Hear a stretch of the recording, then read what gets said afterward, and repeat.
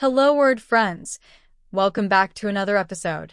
I'm Alex, your host, and I'm thrilled to have you join me on this linguistic adventure. Today, we're diving into a fascinating word, capital.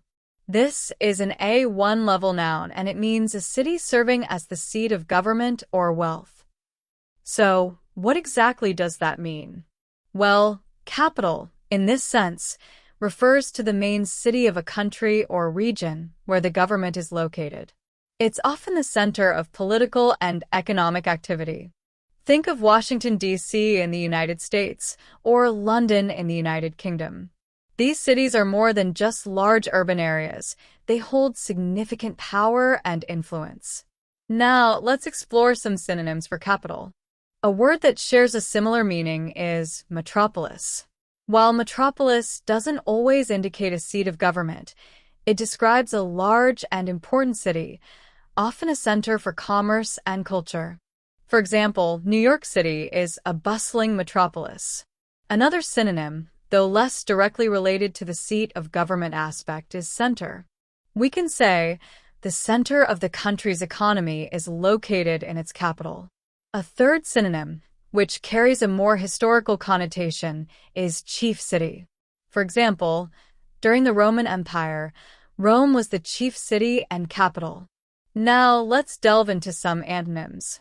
What words have the opposite meaning of capital?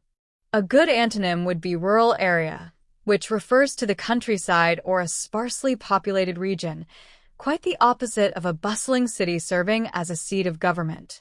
For instance, many people prefer the peace and quiet of a rural area to the hustle and bustle of the capital. Another antonym, though not a direct opposite, could be province. While a province might have its own administrative center, it's generally a smaller division within a country and doesn't hold the same level of national significance as the capital. We might say, life in the province moves at a slower pace than in the capital. Another word that expresses an opposite idea is outskirts. The outskirts are the regions far from the center, and they don't have political importance or wealth centers like the capital. The term suburb could also function as a kind of antonym for capital. Many families move to the suburbs for more living space. So, how can we use capital in everyday life? Well, you might hear someone say, I'm planning a trip to the capital next month to visit the museums. Or, the capital city is known for its historical landmarks. Another common expression is he moved to the capital to pursue his career in politics. In phrases, you might encounter the nation's capital or the state capital. For example, the president resides in the nation's capital. Let's look at some more usage examples. Ottawa is the capital of Canada. Another example, the debate on the new law will take place in the capital. The cost of living in the capital is significantly higher than in other cities. She visited the capital to attend the international conference. The museum showcasing national history is located in the capital. The Prime Minister addressed the nation from the capital. The news reported on the protests happening in the capital. To summarize, capital, an A1 level noun, refers to a city that serves as the seat of government or wealth.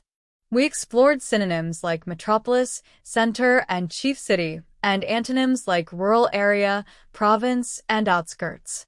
We also examined how capital is used in everyday conversations and phrases. I hope you found this exploration of the word capital insightful and helpful. Thank you for tuning in to Hello Word. Before we go, I have a small request. If you enjoy our podcast and find it beneficial for your English learning journey, please subscribe to our channel.